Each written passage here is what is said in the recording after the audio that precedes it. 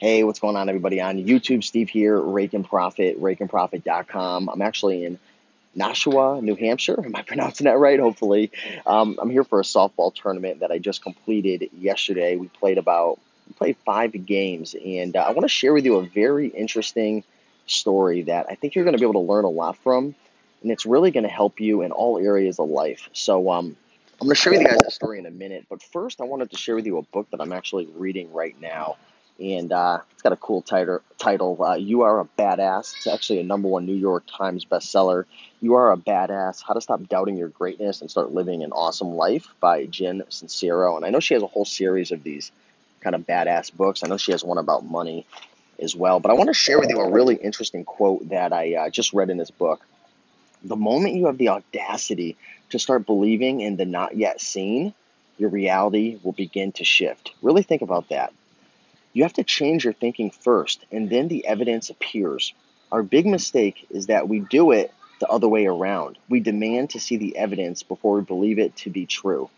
Now think about that. How many times have we, started a goal or had a goal of losing weight, and we go to the gym, and after a couple times we get discouraged because we're not seeing results and we just give up? How many times have we started a business and maybe we listed a couple items, or we sourced our first product off Alibaba, or we landed our first wholesale contract, or we built our Shopify store, and maybe a week or 2 or a month or 3 months go by and we don't see any results and we give up? This quote is really bringing to light the importance of having faith, and having faith in the process, having faith and really believing that you can accomplish it. You need to know deep down inside that the results will come. They will come, and you've got to believe in yourself. And so many times, again, like she mentioned, we have it backwards, where we need to see the evidence first. We need to see the results, or we just give up. But that's not the way it is in life. It takes time. It takes steady progress and putting processes and workflows and systems in place and having that faith. So that was just a really, really interesting quote that I read, a little part of the book. So definitely check this out. But anyways, I want to talk to you about what happened yesterday at my softball game. So the softball game started at about 9 in the morning, and we started off on fire. We won our first 3 games in a row, and I mean, we were literally unstoppable. We had our 4th game, and it was probably about 5 o'clock at night. So we were playing all day for 7 or 8 hours, and we actually had to have some breaks, like hour breaks in between. So it took a long time to get the games done. But anyways, it was probably about 5 o'clock or so, and we played versus this black team who was also undefeated, and we got our butt kicked. We got our butt kicked really, really bad. But anyways, we waited another hour, and we were in the losers bracket now, and it was a tournament where it was like double elimination. So once you lose two games, you're out. And there were 9 teams that started in this event, so it was a big event. It was actually a fundraiser. And anyways, it's about 7 o'clock and maybe 7:15, and it's starting to get dark out, and it's the first inning, and the umpire actually calls the game. And this is just insane, because the whole purpose of this fundraiser was obviously to raise money, but was to find a champion, someone who's the #1 winning team. I mean, that's what we're all shooting for all day long, playing these games. And sorry for the background noise. It looks like, I think we got some kids and stuff back there having fun and whatnot. But anyways, the umpire calls the game, and there's actually lights at this field. There's actually, you go to a baseball field, they have the night lights. But the problem is, he calls the game because someone from the town was supposed to come into the shed. There was some shed that was supposedly had the button to turn on the lights, and someone was supposed to come from the town to turn it on, and they never showed up. The directors called the town. Now there's like 100 people waiting around the play, and they're watching. Directors call the town. Nobody picks up. They try calling the connects, the people that run the town. No one picks up. They call the police. The police can't help. So right now we have 3 games that need to be played, and we can't figure it out. Half hour goes by. We have 100 adults just sitting around, lingering around. Nobody's doing anything. Nobody, they made the phone calls, and people have essentially given up.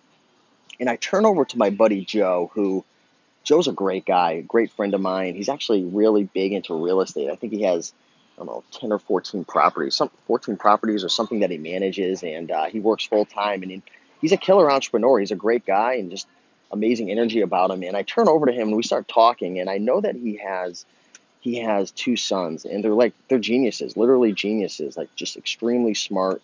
And he had told me a story how they were competing at one point to see who'd get the highest score on the SATs, and they actually tied 2350, which is just like ridiculous. That's like, yeah, you're going to Yale, you're going to Harvard, no problem, from my understanding.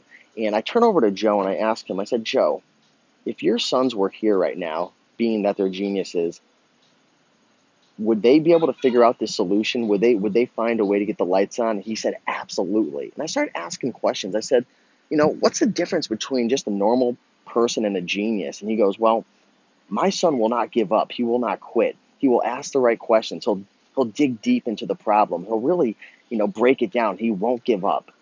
And I said to myself, Joe, we need to figure out how to get these lights on. This is a fundraiser. There's, it's a great purpose for this event. Plus, we've been working so hard all day. Like, I want to find a winner. Like, we gotta find the champion. Like, we deserve to be playing right now. And anyways, we started asking questions, and Joe goes, "Let's go walk around and see if we could figure this out on our own." And we look around, and everybody else is just sitting around drinking beers. They had all given up. So that's lesson number one. Ask the right questions. And lesson number two, start taking action. I'm going to circle around and I'm going to bring this all back to the surface in terms of what I really learned the most and how this kind of can help you out in your life. But we literally, from asking those questions to getting up, within 2 minutes, we found this electrical box. The box was actually rusted with the lock. We opened it up. We saw a button. Joe says, "Hey, Steve, should I push the button?" I said, "Push the button." He pushes the button. The lights are on. We save the day. So a couple lessons I want to share with you guys is, number one, half the battle in terms of winning, right? And I know this is kind of like I don't know, it's not the greatest example, but use this as a metaphor for other things. Like, half the battle is just showing up. Everybody else had given up. Yeah, the director, the guy who was running it, he tried a couple things, but he had given up. Nobody was trying to solve the problem. Everybody just gave up and threw in the towel.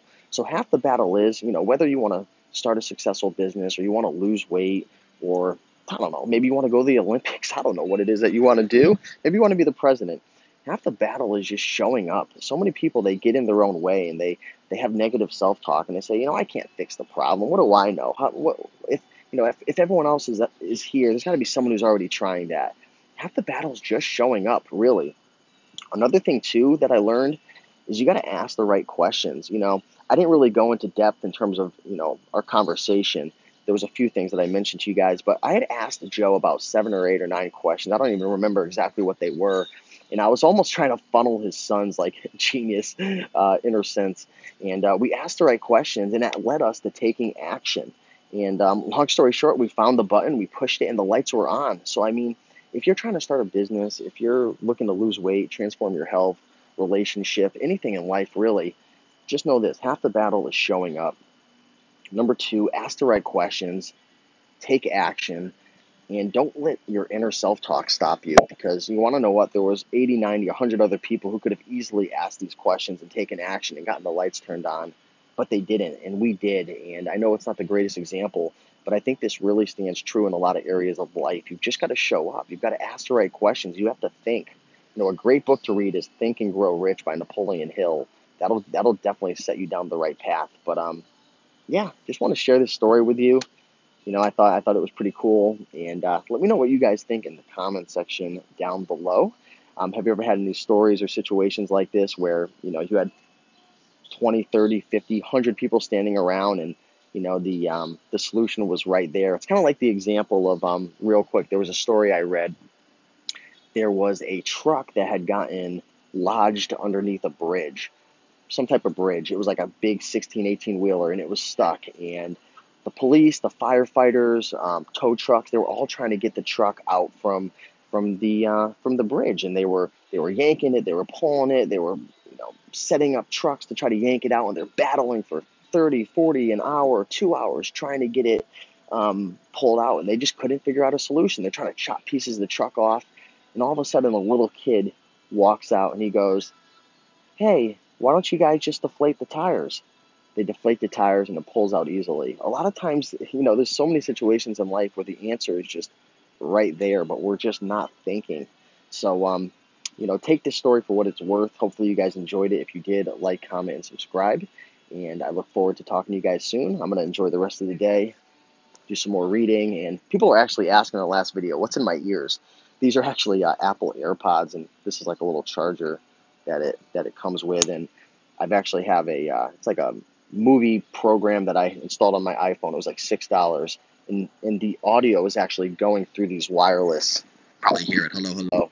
Going right through the headphones, which is cool. Which is why it kind of sounds a little muffled, which I apologize, but it helps to kind of you know stop the wind and the weird echoes and stuff. So hopefully the audio is okay. But yeah, let me know if you enjoyed this video. Like, comment, subscribe. If you want more videos like this, sharing stories and quotes from books and different learning lessons, let me know. But yeah, thanks for watching. I'll see you in the next one. Peace.